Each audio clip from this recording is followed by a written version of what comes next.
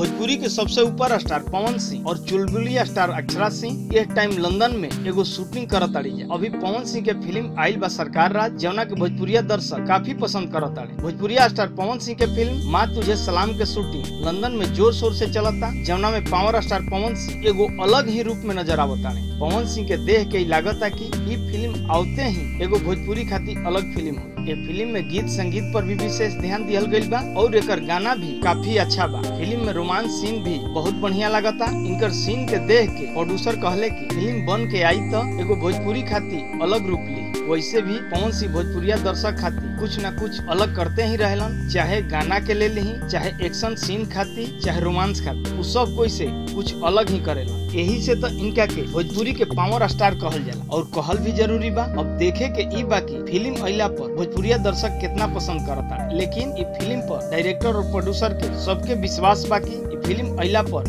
Hit साबित हो। भोजपुरी के तमाम खबर जाने खातिर सब्सक्राइब करी भोजपुरिया न्यूज।